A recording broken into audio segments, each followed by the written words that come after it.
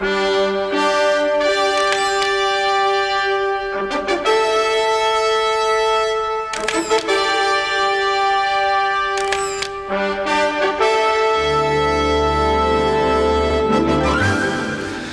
evening. Of all the traumas that can affect a family, none can be worse than fire. With it comes the pain and suffering of burns, sometimes even the loss of life. With it too comes the loss of houses and possessions, photograph albums and memories, entire lives devastated by one single event. Whatever and wherever they occur, 7 Nightly News reports on the bushfires with graphic images telling the harrowing stories. But tonight, 7 Nightly News brings those stories together and tells of the heroes of the bushfires, the volunteers who risked their own lives to save others. We have some of the best firefighters in the world, but this year they're scared because the bush surrounding our towns and cities is thick with fuel, more fuel than the firefighters have ever seen before. And come the hot, dry winds of summer, that fuel is set to explode into a tornado of flame. So tonight, a documentary of concern, waiting for the big one.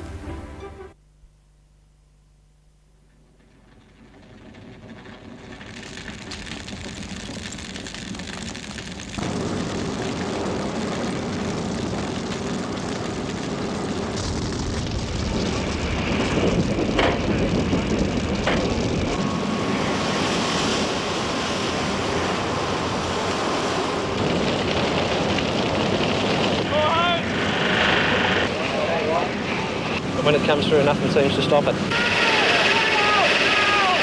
We look safe.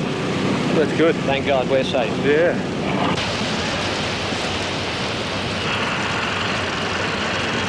The flames were travelling so quickly, the smoke so thick, it was impossible for firemen to be in all places at once. It's really frightening. I've never experienced anything like it. Taking the car in to factor next door, but we saved the house.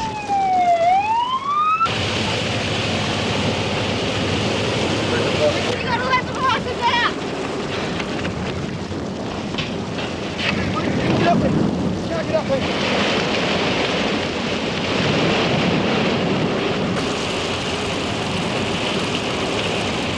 Well, I've been in the bushfire organisation for at least 30 years, and it's the worst I've ever seen it. It was totally uncontrollable, just a wildfire situation. October the 16th, 1991, Black Wednesday. The Central Coast, Hornsby, Lake Macquarie, Kenthurst. The thick, dry bush, roasted by hot winds, erupts into flame. Many had never seen anything like it. But to the bushfire experts, this was nothing. Armed with the knowledge of how much fuel there is to be burnt, and knowing how weather conditions can change so rapidly, the experts are nervously waiting for the big one. The Ash Wednesday fires of 1983 in Victoria and South Australia shook the nation. 140 km/h winds fanned an inferno which incinerated everything in its path. Radio journalist Murray Nichol reported live the astonishing and tragic events before his eyes. God damn it, it's just beyond belief. My own house, and everything around is black. There are fires burning all around me. And the front section of my house is blazing, the roof has fallen in, my water tanks are useless. There is absolutely nothing I can do about it. The fires claimed 28 lives in South Australia, 46 in Victoria, and destroyed 3,500 homes. They were the worst fires in Australian history, but only just. Black Friday, the 13th of January 1939, claimed 71 lives, again in Victoria. Tasmania, February the 6th, 1967, 62 dead and 1,400 homes destroyed. But the most consistent losses have been in the Blue Mountains, 60 kilometres west of Sydney. Year after year, fire after fire, some with terrible consequences. December 1944, 150 houses lost. 1957, 123 houses lost and the town of Lura devastated. 1968, fires in the lower Blue Mountains were fanned by 100 km/h winds and destroyed 123 buildings.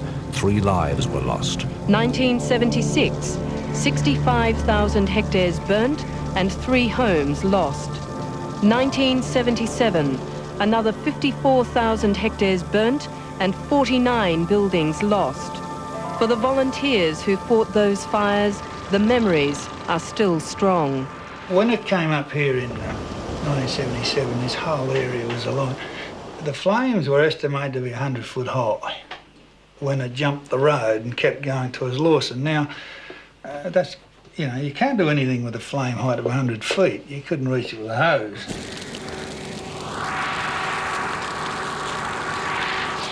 It jumped the road here at between just above us here at Bullaburra, and then started on the northern side of in the valleys there, and took 3 lives up in Blackheath.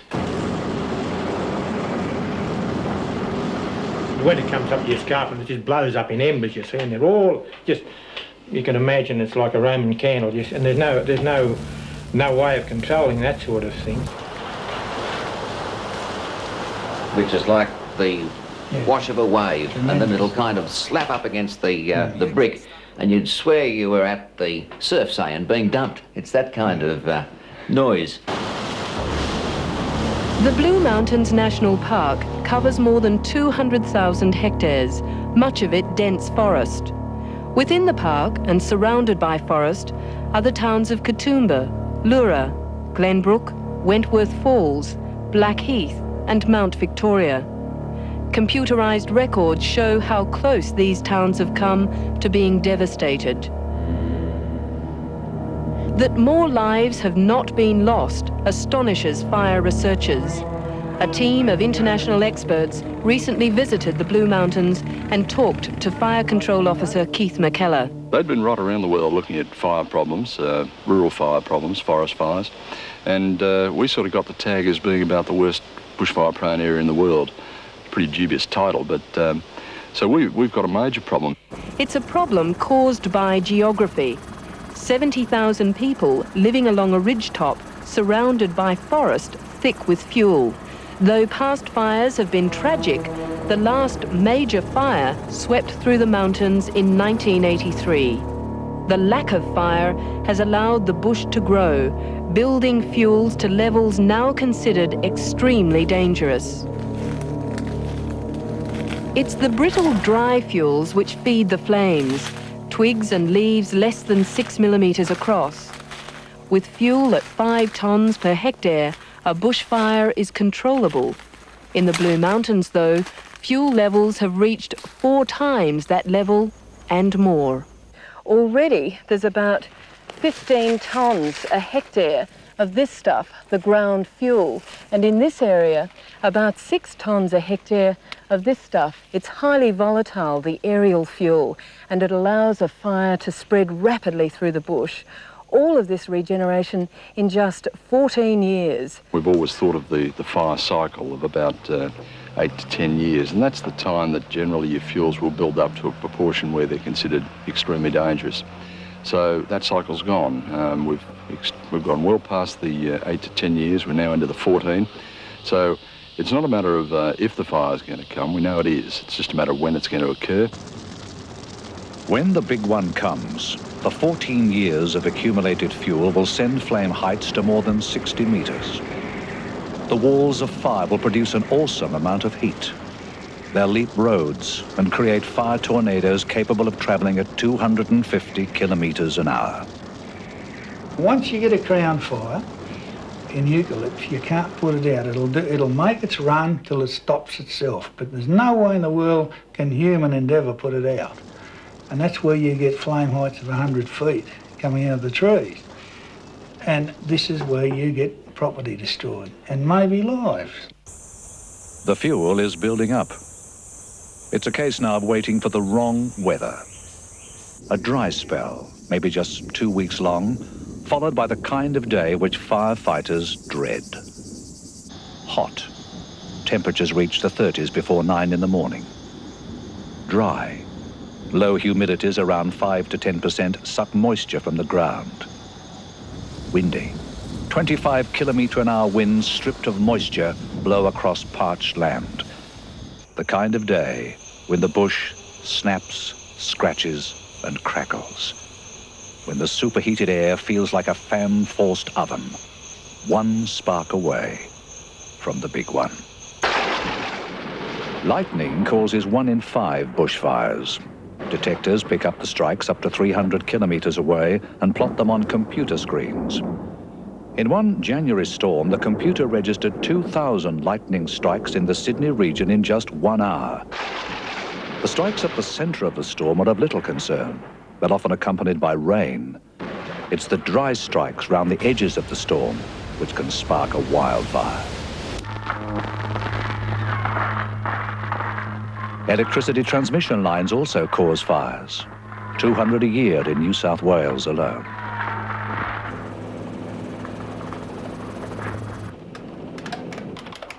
Detailed records of what causes fires are kept by the Forestry Commission. Some fires are caused by hot rubber from tyre blowouts. Surprisingly few fires are caused by cigarettes, less than 1%. The Forestry Commission records have thrown up a worrying trend. There's an increase in incendiarism. Some of it's deliberate against the Forestry Commission, but a lot of it's just incendiarism aimed at nobody. And by that I mean just deliberate fires caused by people, whether children or adults.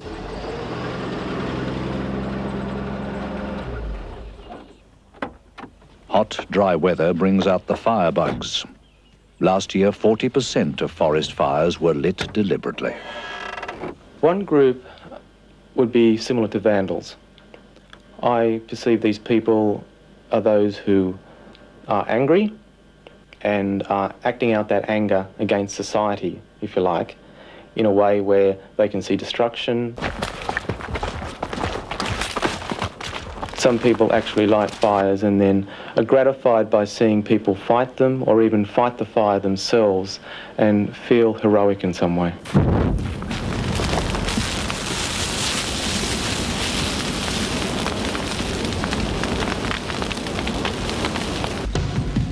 Next on Waiting for the Big One, the volunteers who burn the bush to save lives.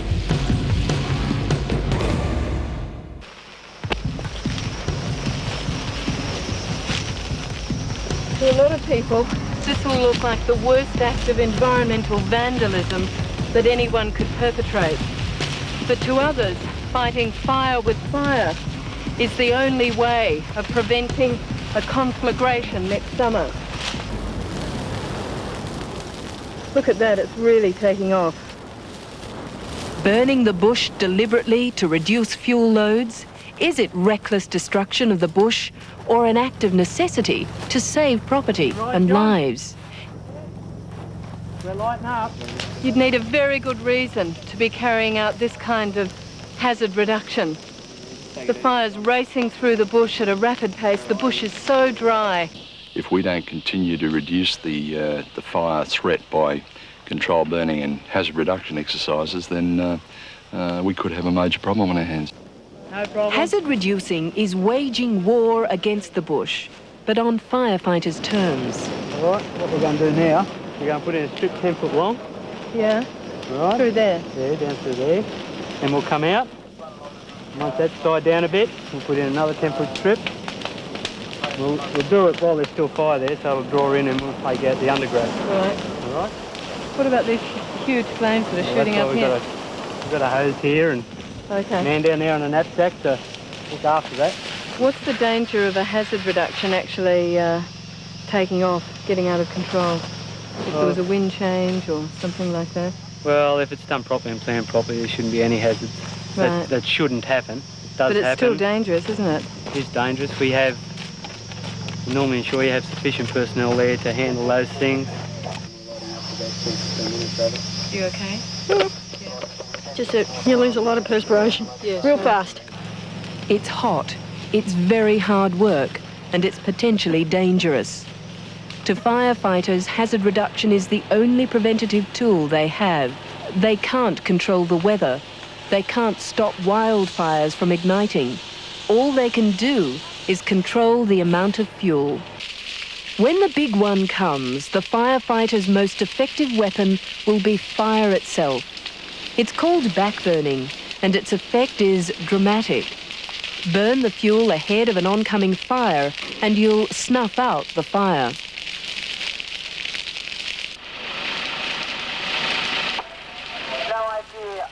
A fire sucks air into itself, creating winds up to 100 kilometres an hour.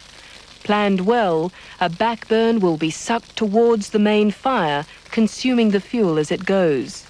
When the two fires meet, they crash together like waves. Fire fronts twist and turn with the changing winds. They race up hillsides, igniting tree crowns. They'll turn and veer away, and they'll break off, leap ahead, and start new fires elsewhere. Knowledge of fire behaviour makes firefighting in the bush more than simply squirting the wet stuff at the red stuff. Firefighting takes nerve and considerable training. All the more remarkable because the bush firefighters are all volunteers. Okay, if you'd like to turn to the last page of your modules, you'll see a picture of a trench and built-up earth. The built-up earth can be anything. It can be a log, a rock, anything that's going to... It takes at least a couple of hours a week, some of the time in classrooms, some of the time out in the open, learning how to use the equipment.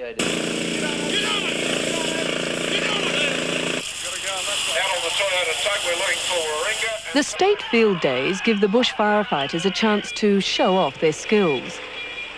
Reversing through an obstacle course, a lifesaver in a real fire when a quick escape is needed. Chopping through obstacles in a hurry, hosing out bushfires and oil fires.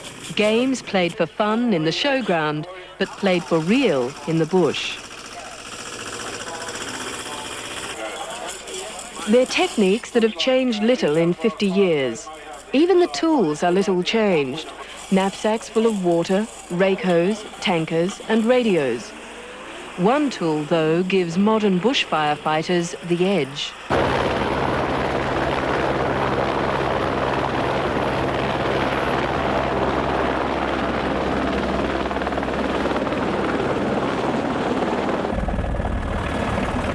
"50 years ago, it would have been impossible to see how a large fire was behaving. Now we can monitor fires. We can also bomb them. 2 seconds, they're supposed to be dropping it. There she goes.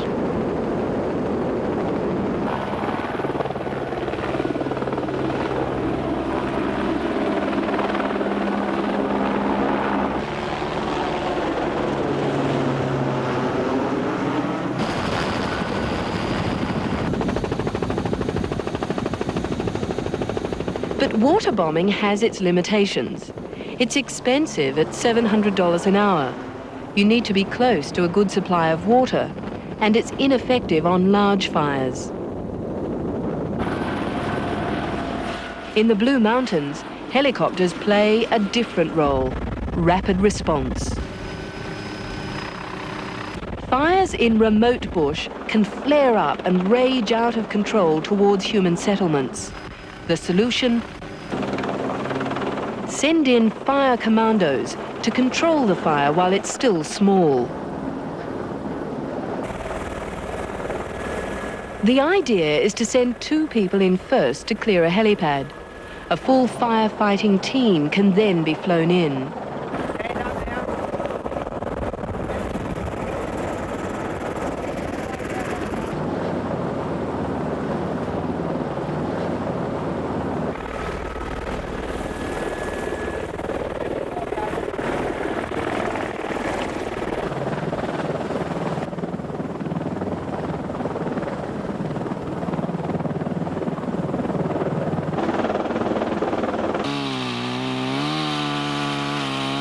The National Park's Gazelle helicopter needs only a small pad to land on. 20 metres across, cleared of plants and loose stones. and surrounding trees cleared from the helicopter's approach path.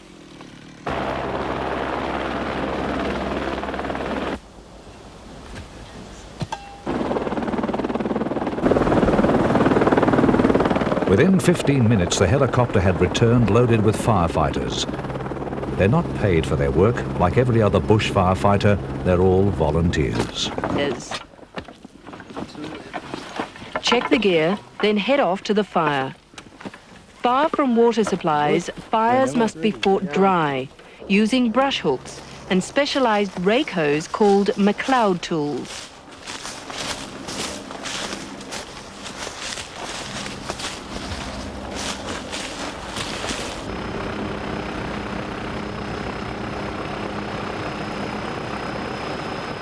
The fire is still small, so we'll be attacking it head-on.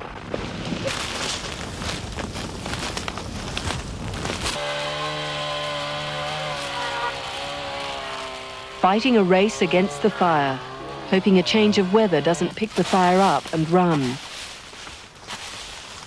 First job is to clear a trail in front of the flames. A bare patch just 1 metre wide is enough to slow the fire.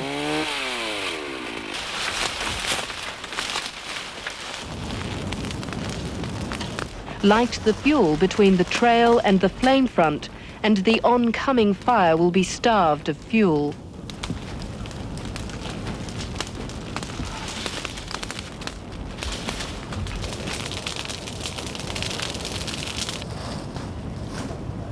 Putting the fire out doesn't mean the job's done. A single ember touching dry fuel can reignite the blaze. The insides of logs can burn for hours. Small embers can be blown onto unburnt bush. Rapid response teams are effective, possibly too effective. We get out there and we put them out fairly quickly, and needless to say, this incredible fuel tonnage is building up out there all the time. Maybe a lot of times we should let some of those fires run a bit longer. After the break, 5 fires in one day. The first signs of the summer ahead.